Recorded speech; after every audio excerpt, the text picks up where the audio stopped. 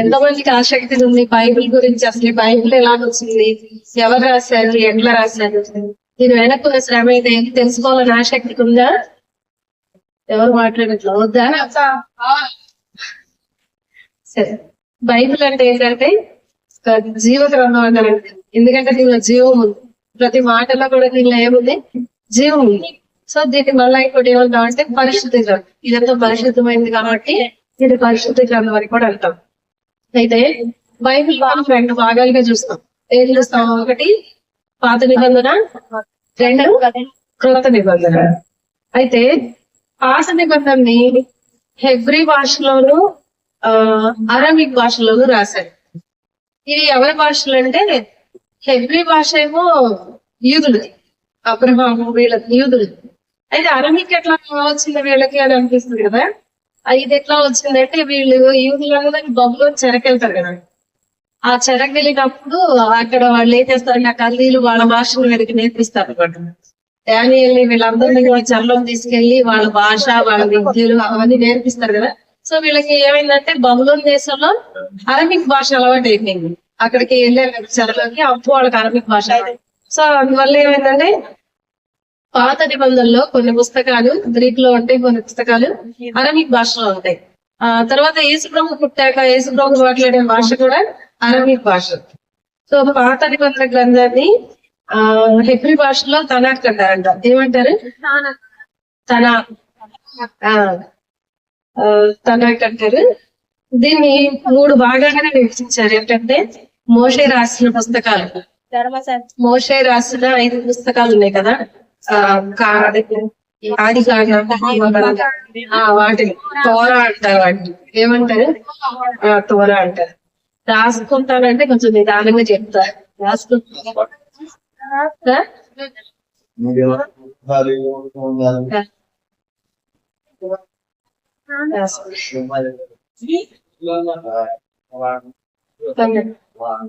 మన పై నుంచా?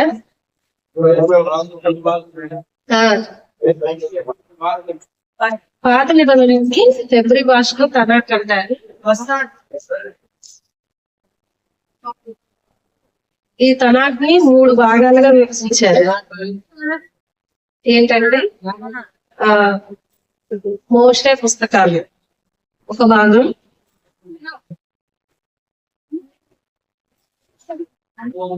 తర్వాత ప్రవక్తల ప్రవచనాలు ఇది ఒక భాగం. దీన్ని నెవీం అంటారు.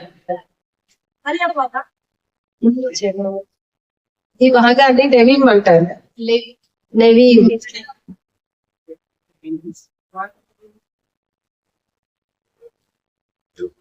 తర్వాత మూడోది ఏంటంటే రచనలు, పాటలు, స్తుతులకు సంబంధించినవి ఉంటాయి. వీటిని కెతూవీం అంటారు. వీటిని కెతూవీం అంటారు. సో ఇట్లా 3 భాగాలుగా పాత నిబంధనని విభజించారనమాట. తర్వాత క్రొత్త నిబంధనని గ్రీకు భాషలో రాశారు. క్రొత్త నిబంధన గ్రీకు భాషలో ఎందుకు రాశారంటే అది రోమియోల భాష. గ్రీకు భాష ఎవరిది? గుర్తుపెట్టుకోండి బాగా. అది రోమియోల భాష. అంటే యేసుప్రభు పుట్టేటప్పటికి రోమియోల పరిపాలన ఉంది కదా. సో రోమియోల భాష కాదు, సారీ క్షమించండి.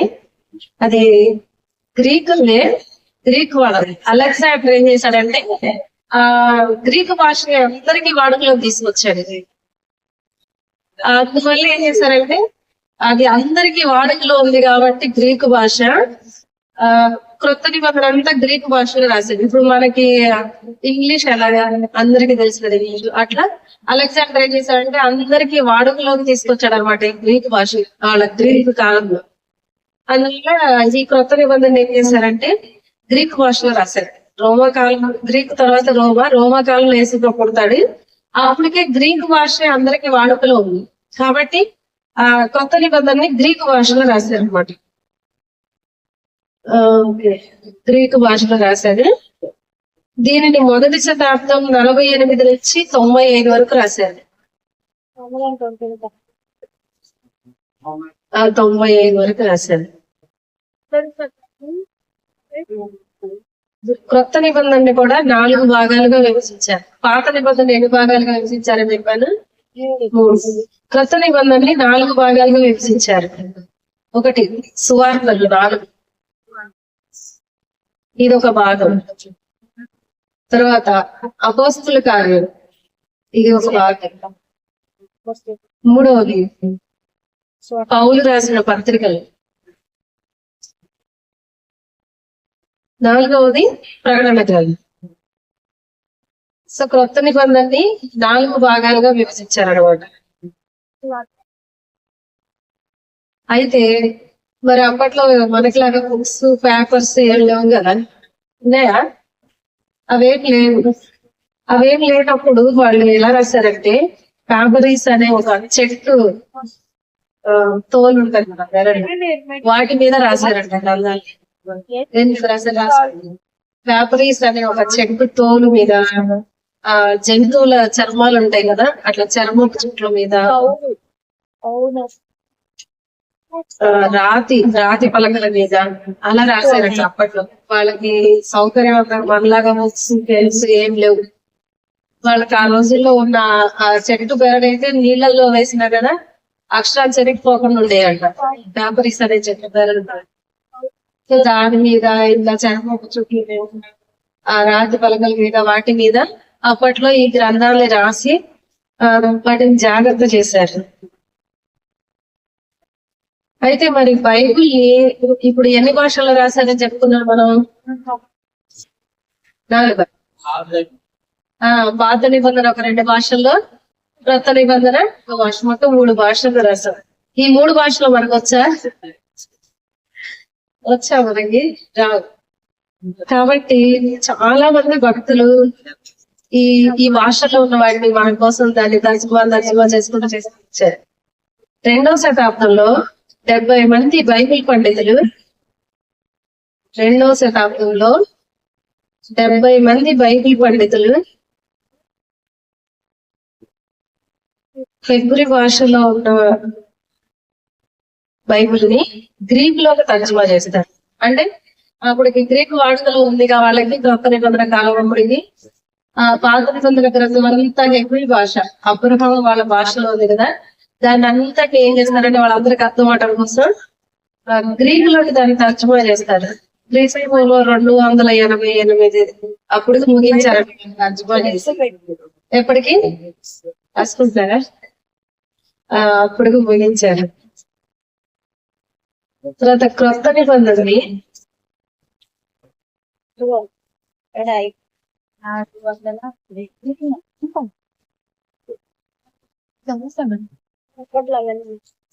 క్రొత్త నిబంధనని 347 నుండి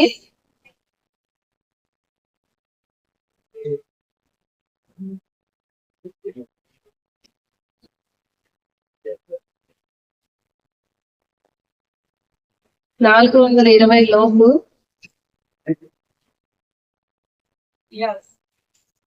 సెంచురం అనే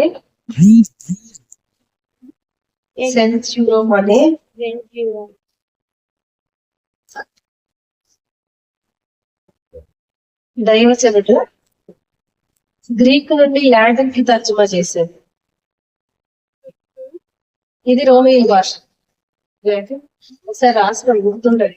రోమియల్ భాష లాటిన్, గ్రీక్ వాళ్ళది, యూదులది హెబ్రీ, ఆ బబులోని కళ్ళు వాళ్ళకి అరబీ.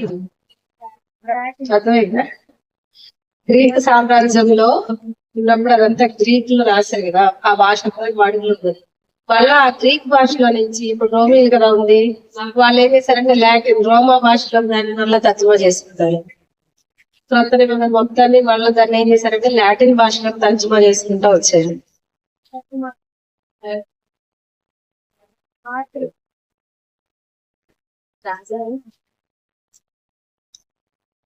తర్వాత 15వ శతాబ్దంలో విలియం టెండ్లీ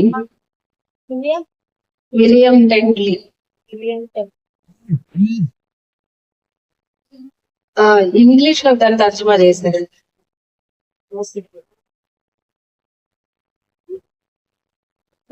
ఇప్పుడు కొంచెం తేలికైనట్టు అనిపిస్తుంది కదా ఇంగ్లీష్ దాకా వచ్చిందంటే. దాన్ని ఇంగ్లీష్ లో తర్జుమా చేశాడు. తర్వాత జర్మనీ దేశస్థుడైన బర్తలోమస్ అనే మిషనరీ ద్వారా జర్మనీ దేశస్థుడైన బర్తలోమస్ అనే మిషనరీ ద్వారా భారతదేశంలో మొట్టమొదటిసారిగా తమిళంలోకి తర్జుమా చేశారంట. బర్తలోమస్ మిషనరీ ద్వారా దాన్ని మొట్టమొదటిసారిగా భారతదేశంలో తమిళంలోనికి తర్జుమా చేశారు.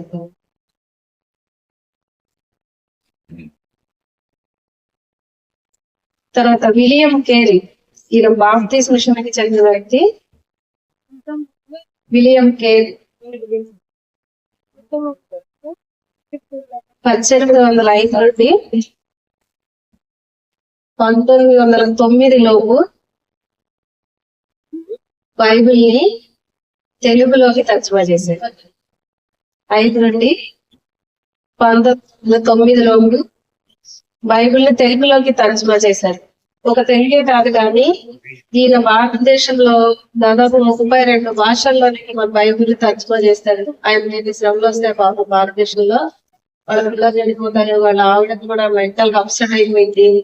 ఆయన మిషనరీస్ నుంచి ప్రజెస్ వస్తా ఆయన కానీ ఆయన చాలా కష్టపడి ఈ బైబిల్ తర్జుమా చేస్తారు. ఈయనే కాదు కానీ ఈయన కంటే ముందు చాలా మంది కూడా దాన్ని తెలుగులోకి తర్జుమా చేస్తా ఉంటారు కానీ అన్ని ముద్రించబడలేదు. ఒక ఆయన అయితే దాదాపు 20 సంవత్సరాలు తెలుగు నేర్చుకుని బైబిల్ రాశాడు తెలుగులో దాన్ని. అది కూడా లో రాల, కానీ విలియం కేరీ గారు దాన్ని ముద్రించేలాగా బయట తీసుకొచ్చారు. తర్వాత జాన్ గుటన్బర్గ్ అనే ఆయన ప్రింటింగ్ యంత్రాన్ని కనిపెట్టి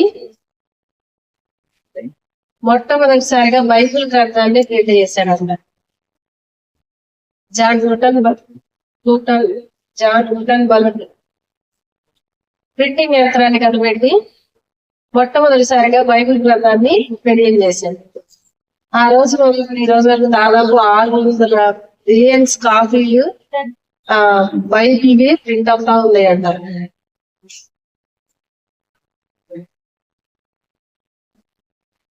జాన్ గుటన్బర్గ్ ప్రింటింగ్ యంత్రాన్ని కనిపెట్టి మొట్టమొదటిసారిగా బైబిల్ దానిలో ప్రింట్ చేశాడు.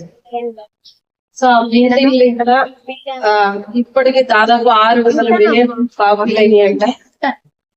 తర్వాత ప్రస్తుతానికి ప్రపంచంలో 6650 భాషలు ఉంటే 6650 భాషలు ఉంటే బైబిల్ ఇప్పుడు 3000 భాషల్లోకి తర్జుమా చేశారంట. అయితే ఈ 3000 భాషలు కూడా ఆల్మోస్ట్ 99% అందరికి వచ్చిన భాషలు, అంటే ఇంకా 1% ఉన్నారు, అవి కూడా ఇంకా తర్జుమా చేస్తారంట. సో అందరికి అందుబాటు అన్ని భాషల్లోకి ఆల్మోస్ట్ బైబిల్ తర్జుమా చేశారు. తర్వాత బైబిల్లో మనకి ఎన్ని పుస్తకాలు కనిపిస్తాయి? 66 పుస్తకాలు కనిపిస్తాయి. కానీ ఆ స్టార్టింగ్ లో బైబిల్లో ఒక 80 పుస్తకాలు ఉండేయంట. అయితే వాటిలో నుంచి ఒక 14 పుస్తకాలని తీసేశారు. వాటిని అపోక్రిఫ అంటారంట. అంటే ఎక్కువగా దానిలో దేవుడి నుంచి లేదని వాటిని మరలా డబల్ రాసి అని ఒక 14 పుస్తకాలను పక్కకు తీసేస్తారు. వాటిని అపోక్రిఫ అంటారు.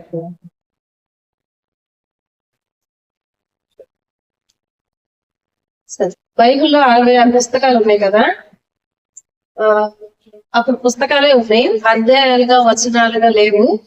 అయితే బిషప్ స్టీఫెన్ లాంగ్టన్ అనే వ్యక్తి క్రీస్తు శకం 1238లో అధ్యాయాలుగా డివైడ్ చేశారు.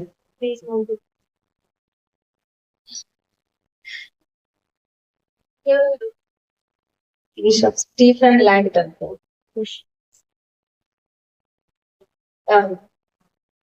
క్రీస్తు శకం 1238లో అధ్యాయాలుగా డివైడ్ చేశారు. అయితే రాబర్ట్ స్టీఫెన్ అనే ఆయన క్రీస్తు శకం 1551లో అధ్యాయాలను వచనాలుగా డివైడ్ చేశారు.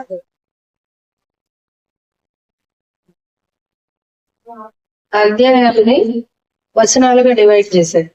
అయితే ఇక్కడ ఎన్ని అధ్యాయాలు ఎన్ని వచనాలు ఉంది నేను చెప్పను. మీరు ఈ రోజు మనకి అయిపోయి వెళ్ళిపోయేలోగా బైబిల్లో ఎన్ని అధ్యాయాలు ఉంది ఎన్ని వచనాలు కౌంట్ చేసి అక్కడ రాసుకోండి. నాకు చెప్పండి, అది మీ వర్క్. ఇక్కడ ఉంది, నేను చెప్పను, మీరే తెలుసుకోండి.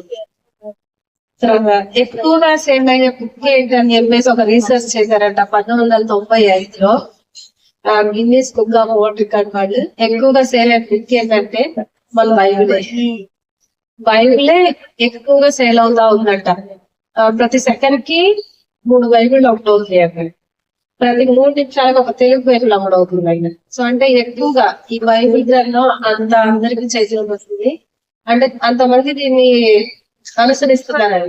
సో ఎక్కువగా అమ్ముడయ్యే బుక్ ఏంటని చెప్పేసి ఒక సర్వేలో 1995లో Guinness book of world record తెలిసినట్ట బైబిల్ ఎక్కువగా సేల్ అవుతుందట. తర్వాత మొట్టమొదటి పుస్తకం అయిన యోబు నుండి ప్రకటన వరకు 1600 సంవత్సరాల చరిత్ర కలిగి ఉంది బైబిల్. మొదటి పుస్తకమైన యోబు నుండి ప్రకటన గ్రంథం వరకు 1600 సంవత్సరాల చరిత్ర కలిగి ఉంది బైబిల్. దీన్ని ఒక 40 మంది రాశారు. వాళ్ళు ఎవరంటే వాళ్ళల్లో కొందరు జాలర్లు. రాసుకోండి, 40 మందిలో ఎవరున్నారంటే ప్రొఫెసర్స్ పెద్దోళ్ళే కాదు, జాలర్లు ఉన్నారంట. వాళ్ళలో పశువుల కాపర్లు ఉన్నారు, రాజులు ఉన్నారు, శాస్త్రులు ఉన్నారు, డాక్టర్లు ఉన్నారు, వ్యవసాయం చేసే వాళ్ళు ఉన్నారు, ఇంకా కొంతమంది చదువు రాని వాళ్ళు కూడా ఉన్నారు. ఈ 40 మందిలో జాలర్లు ఉన్నారు, పశువుల కాపర్లు ఉన్నారు, డాక్టర్లు ఉన్నారు, రాజులు ఉన్నారు, శాస్త్రులు ఉన్నారు, వ్యవసాయం చేసేవాళ్ళు ఉన్నారు, ఇంకా చదువు రాని వాళ్ళు కూడా ఉన్నారు. మీరు చెప్పండి నాకు, జాలర్లు ఎవరు బైబిల్లో? శిష్యులు కదా, వాళ్ళ జాలర్లు. మరి డాక్టర్ ఎవరు? పశువుల కాపర్లు ఎవరు?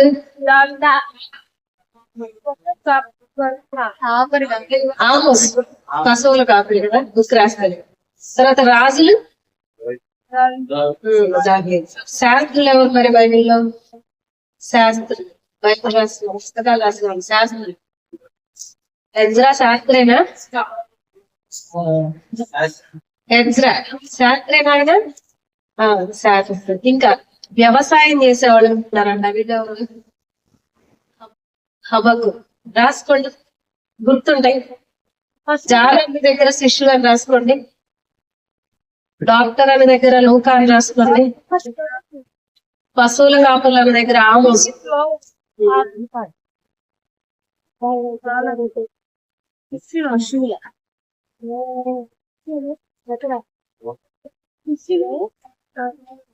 పశువుల కాపర్ల దగ్గర ఆమోస్ రాసుకుంటారా. రాజుల దగ్గర దావీదు అని రాసుకుంటే ఇంకా ఉంటారు, కాగా ఒకటే రాజు. తర్వాత శాస్త్రుల దగ్గర ఎజ్రా. ఊరక మీకు ఎగ్జాంపుల్ గా అర్థం అవటానికి, వ్యవసాయం చేసే వాళ్ళంటే హబక్కుక్ అని రాసుకుంటుంది. ఇంకా కొంతమంది చదువు రాని వాళ్ళు కూడా ఉన్నారు, వాళ్ళు వేరే వాళ్ళకి చెప్పి రాపించారు. ఇప్పుడు పెయింట్ ఇంకొక చెప్పి రాపిస్తారు. అట్లా వాళ్ళు కూడా ఏం చేశారంటే వాళ్ళకి దేవుడి గురించి తెలిసిన విషయాన్ని వేరే వాళ్ళతో చెప్పి రాపించారనమాట. సో ఇంకా కొంతమంది చదువు రాని వాళ్ళు. వీళ్ళందరూ 40 మంది రాశారు. 40 మంది వేరే వేరే వృత్తులు కలిగిన వాళ్ళు, వేరే వేరే పనులు కలిగిన వాళ్ళు, ఒక్కొక్కరు క్యారెక్టర్స్. కానీ బైబిల్ చదివితే మాత్రం బైబిల్ అంతా ఒకే వ్యక్తి రాసినట్టు ఉంటదంట. ఎట్లుంటది? ఈ బుక్ అంతా ఒక్కళ్ళే రాసినట్టుగా ఉంటారు మనం చదువుతా ఉండేది. ఎందుకు అలా ఉంది అంటే 40 మందిలో కూడా దేవుని ఆది ఉండి వాడు దైవావేశం కలిగి ఆ బుక్ రాశారు కాబట్టి దాని వర్షంతో అంటే ఇప్పుడు నేను చెప్తాను, ఇంట్లో వాడిని చెప్పేదంతా నేను నామే. అట్లా దేవుడు తన దైవాభిషేకంగా తన ఆలోచనలన్నీ తన భక్తుల ద్వారా రాయించాడు కాబట్టి బుక్ అంతా ఒక వ్యక్తి రాసినట్లే ఉంటదంట. తర్వాత ఈ బుక్ ని ఎక్కడ రాశారంటే ఆసియా, ఆఫ్రికా, ఐరోపా ఖండాల్లో రాశారు. అంటే అప్పుడు అక్కడ ఉన్న వాళ్ళే కదా భక్తులు. ఆసియా, ఆఫ్రికా, ఐరోపా ఖండాల్లో రాశారు.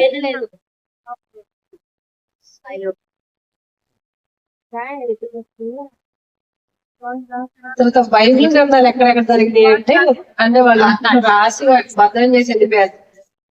తర్వాత అవి అక్కడ ఒకటి దొరికితే మళ్ళా అవన్నీ ఇచ్చి వాటిని సక్రం పరిచి ఒక సొమ్మైనా పొళ్ళైనా తప్పుకోకుండా దాన్ని నీట్ గా రాశారు.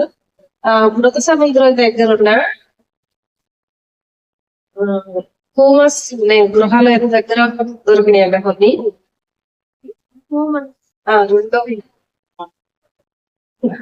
కుమ్రాస్ సారీ మృత సముద్రం దగ్గర ఉన్న కుమ్రాస్ గృహాల దగ్గర కొన్ని దొరుకుతాయి అంట.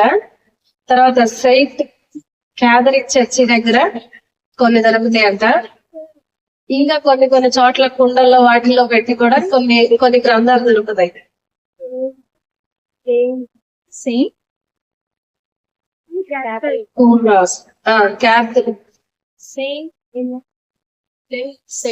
చర్చి దగ్గర సెయింట్ క్యాథలిక్ చర్చ్ దగ్గర కొన్ని దొరుకుతాయి.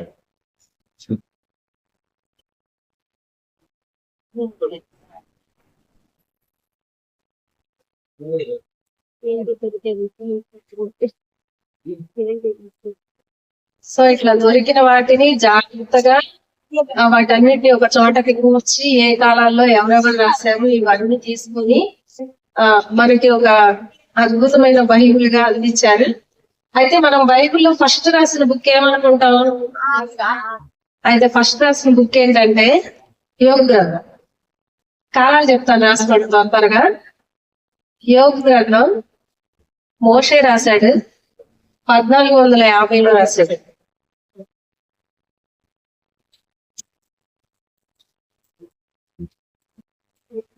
తర్వాత ఆది కాండం నుంచి ద్వితీయోపదేశ కాండం వరకు మోషే రాశాడు, 1400 సంవత్సరంలో రాశాడు బీసీ.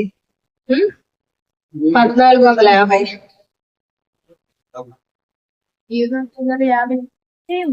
తర్వాత యెహోషువ మోషే 5 పుస్తకాలు ఆ యోగ గ్రంథం ఈ 6 రాసిన మోషేనే.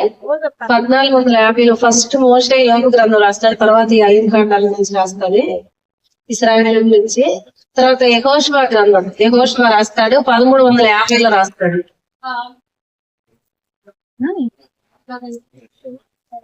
5 పుస్తకాలు అక్కడ వరకు మోషే.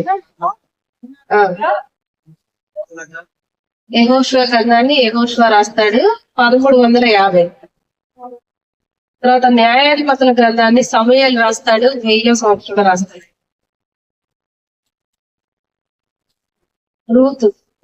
రూతు కూడా సమూయేలు రాస్తాడు, అది కూడా 1000 సంవత్సరం. సరే అక్కడే ఉన్నాయి కదా. సమూయేలు రాస్తాడు 1000 సంవత్సరం. త్వరగా రాసుకో, చాలా ఉంటాయి కదా. తర్వాత రూతు కూడా సమూయేలు రాస్తాడు. మా అమ్మాయిలు రాసుకుంటారా? వెళ్ళుకున్నారా? కీర్తనలు దావీదు రాస్తాడు, ఇది కూడా 1000 సంవత్సరం. ఇందాక అన్నయ్య చెప్పాడు కదా, యేసు ప్రభు కదా దావీదు దగ్గరికి 1000 సంవత్సరాలు చెప్పినట్టు అన్నయ్య. దావీదు కీర్తనలు కూడా 1000 సంవత్సరాలు రాస్తాడు. తర్వాత 1వ సమూయేలు 2వ సమూయేలు, ఇది కూడా సమూయేలు రాస్తాడు 1250. ఉన్నారులే, దావీదు చెప్పాను. 1వ సమూయేలు అంటే దావీదు కీర్తనలో గౌరవ కుమారులు అని వేరే వాళ్ళు కూడా ఉంటారు. ఎక్కువ రాసిన దావీదే కదా. 1వ సమూయేలు 2వ సమూయేలు కూడా సమూయేలు రాశాడు 1950. తర్వాత సామెతలు, ప్రసంగి, పరమగీతాలు ఇవి సొలొమోను రాశాడు 935.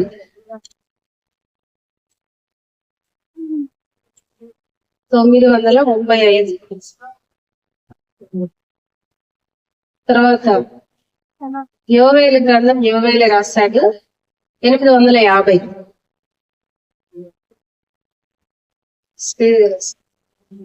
యెషయా గ్రంథం యెషయాని రాశాడు 755.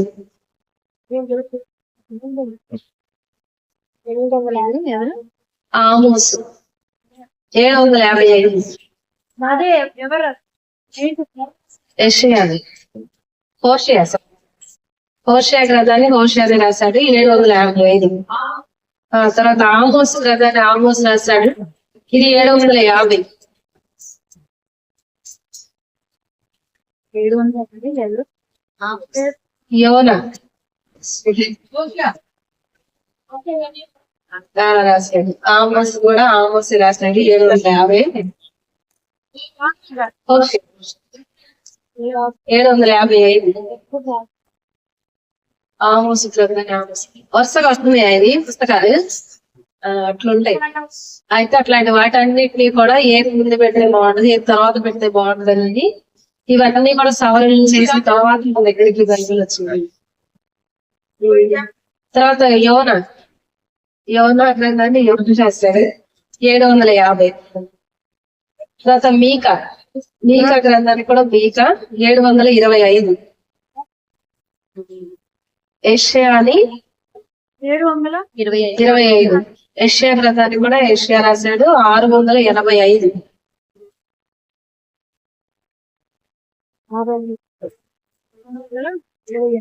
నహూమ్ నెక్స్ట్ నహూమ్, అది కూడా నహూమ్ అని రాశాడు 655. తర్వాత జఫన్యా గ్రంథాన్ని కూడా జఫన్యా రాశాడు 625. హబక్కుక్, ఇది కూడా హబక్కుక్ రాశాడు 620.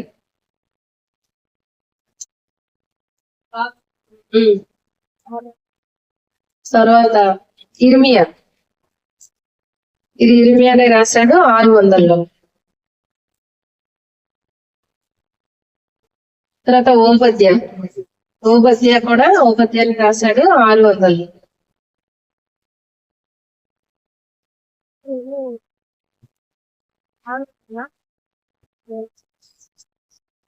విలాప వాక్యాలు ఇర్మియా రాశాడు 585.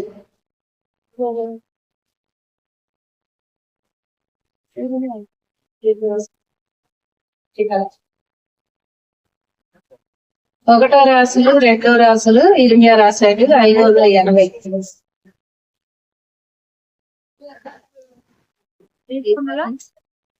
580. ఎహెస్కేలు రాశాడు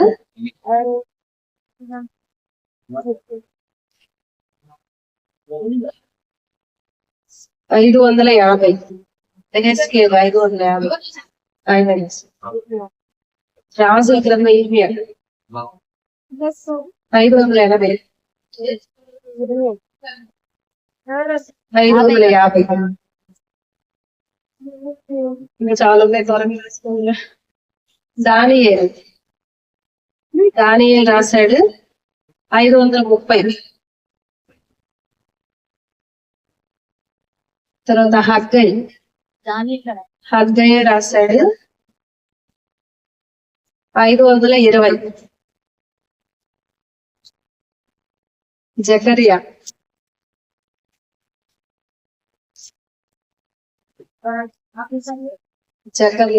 జకర్యాని రాస్తాడు 500. తర్వాత 1వ వృత్తాంతాలు 2వ వృత్తాంతాలు ఎజ్రా 450.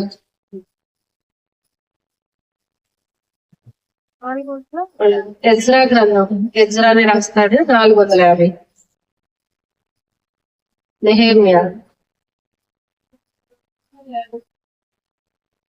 నెహేమియాని రాస్తాడు 430.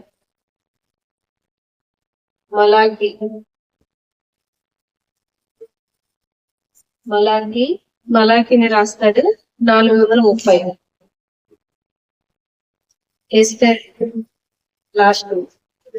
ఎస్తేర్ మొర్దెకై రాస్తాడు 400 సంవత్సరంలో.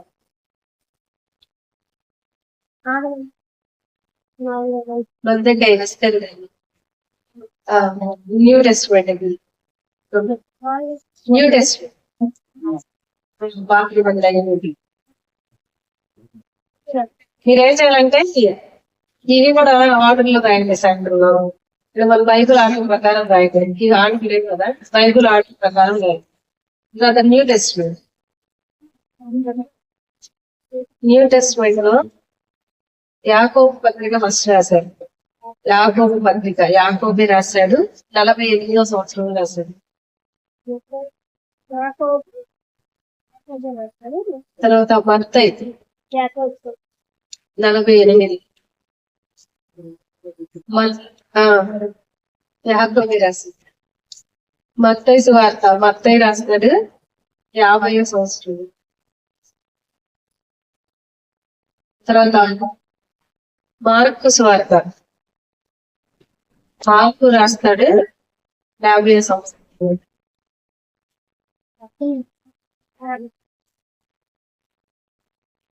సరే, తర్వాత 1వ దశలోనిక పౌలు రాస్తాడు 50 సంవత్సరాలు. గలతి ఇది కూడా పౌలే రాస్తాడు 52వ సంవత్సరం. ఇవన్నీ క్రీస్తు శకం. పాత నిబంధన అంతా క్రీస్తుకు పూర్వం. గలతి తర్వాత 2వ దశలోనిక పౌలే రాస్తాడు 52వ సంవత్సరం.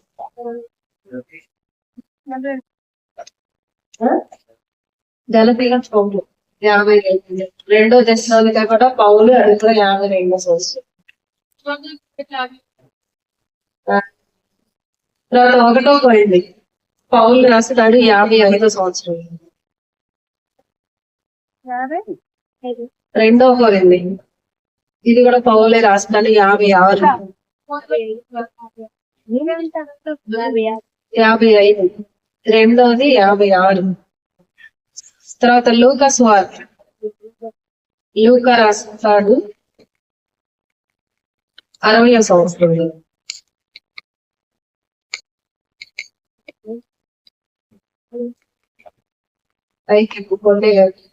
యోహాను సువార్త యోహాను రాస్తాడు 60వ సంవత్సరం. ఇది కూడా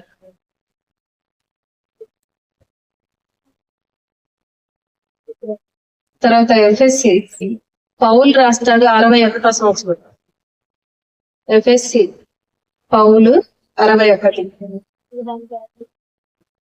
ఫిలిప్పి ఇది కూడా పౌలే 61లోనే.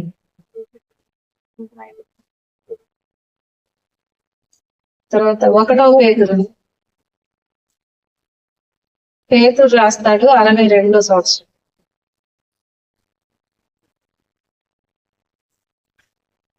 తర్వాత రోమ పత్రిక పౌలు రాస్తాడు ఇది కూడా 62వ సంవత్సరం. 1వ తిమోతి పౌలు రాస్తాడు 62.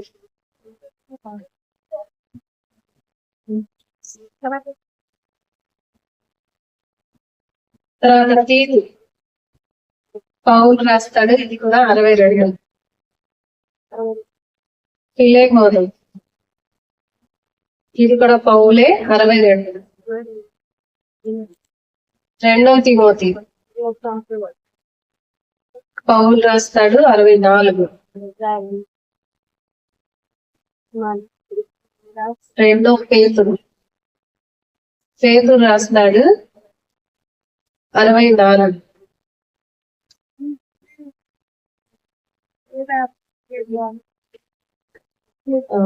హెబ్రీ పౌలే రాస్తాడు ఇది కూడా 65.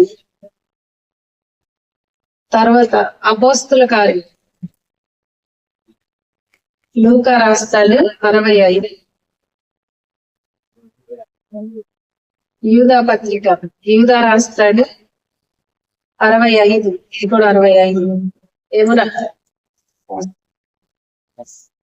తర్వాత 1వ యోహాను 2వ యోహాను 3వ యోహాను ఇవి 3 యోహానే రాస్తాడు 90వ సంవత్సరం. 1, 2, 3 యోహాను అపోస్తల కార్యమా? అదే అపోస్తల కార్యం లూకా రాస్తాడు 65. యూదా పత్రిక యూదా రాస్తాడు 65. 1, 2, 3 యోహానులు యోహాను రాస్తాడు 90. తర్వాత లాస్ట్ గా ప్రకటన గ్రంథం 90 అయింది. సో ఇట్లా రాయబడి అనమాట కాలాలు. ఈ కాలాలు రాసిన పుస్తకాలు అయితే వీటిని మనకి ఏం చేశారంటే కొంచెం సవరణ చేసి యోగ గ్రంథం స్టార్టింగ్ లో ఉంది. అది అట్లా కాకుండా ఆదికాండం స్టార్టింగ్ లో పెట్టి యోగ గ్రంథం చాలా గ్రంథాల తర్వాత ఉంటుంది కదా. అంటే మనకు కొంచెం అర్థమయ్యే రీతిగా వాటన్నిటిని ఏం చేశారంటే సవరణ చేశారు. ఇప్పుడు మీకా యోనా వీళ్ళందరూ కూడా ఎక్కడ రాశారంటే రాజుల గ్రంథంలోనే రాశారు వాళ్ళ పుస్తకాలన్నీ. రాజుల గ్రంథం కాలంలో రాజుల పరిపాలన జరుగుతా ఉంది కదా. ఇస్రాయేల్ రాజుల 19 మంది, యూదా రాజుల 19, వీళ్ళ కాలం అప్పుడే వాళ్ళ చెరలో వెళ్ళినప్పుడు అప్పుడు రాసిన పుస్తకాలు ఇవన్నీ. మరి ఆ రాజుల గ్రంథంలోనే ఇవన్నీ ఇరికిచ్చేస్తే మనకి గజిబిజిగా ఇప్పటికే రాజుల గ్రంథం అర్థం కాదంటారు కదా. ఇంక కూడా అక్కడ ఇరికిస్తే ఇంకెట్లుంటది మనకి. అందుకని మనకు అర్థమయ్యే రీతిగా వీటన్నిటిని ఈ కాలంలో రాసిన కొన్ని పుస్తకాలు ముందే రాయబడ్డాయి కానీ వాటిని తర్వాత వరుసలో పెట్టారనమాట. అయితే వాళ్ళు మీరు ఏం చేస్తారంటే వాళ్ళైతే మనకి ఇవి ఇలా రాశారు. బైబిల్లో ఎంత సవరణ చేసి రాశారో వీటిని మీరు కరెక్ట్ చేసి రాయండి. బైబిల్లో ఉన్న ఆర్డర్ ప్రకారం సాయంత్రం వెళ్ళేలోగా రాయండి. అంతేనా? ఈ ఆర్డర్ ఏంటి ఇప్పుడు మనం చెప్తుంది. ఇలా కాకుండా బయటకు మనకి ఆర్డర్లు ఇచ్చారో అది రాయండి అంట సాయంత్రం. ఇంకొక వర్క్ ఏం చెప్పాను ఎన్ని వచనాలు ఉన్నాయి అది కూడా నా దగ్గర నుంచి చెప్పను. మీ దగ్గర ఫోన్లు అన్ని ఉన్నాయిగా కౌంట్ చేయండి. అదొక వర్క్ మీకు అర్థమైందా? బైబిల్ హిస్టరీ అర్థమైందా? అంటే నేను కొంతవరకే చెప్పాను. ఇంకా బైబిల్ గురించి కష్టపడిన వాళ్ళ గురించి చాలా ఉంటాయి, చాలా స్టోరీస్ ఉంటాయి. విషయం ఏంటంటే 12:30కి రాత్రి నాకు ఐడియా వస్తే మళ్ళా లైట్ అయితే సడన్ చేస్తాడని 4 వెళ్తుల్లో రాసుకుంటే వచ్చింటే నాకు 4 అయింది. అప్పుడు పడుకుంటే మళ్ళీ 6 లేచి ఇంకా కొన్ని ఉంటాయి రాయాల్సి లేదు. మళ్ళీ అప్పుడు లేచి కొంచెం ఇంట్లో పని చేశారో మళ్ళీ 11 అయింది నాకు. అంతసేపు రాసాడు ఏంటి మీరందరూ ఇవన్నీ జాగ్రత్తగా ఉంచుకోండి. బైబిల్ గురించి మనకి ఎవరన్నా ఎట్లా ఏదని అడిగినప్పుడు ముందు ఉంటుంది పని బాగుంటుంది అందుకే రాసుకొచ్చాను. సరే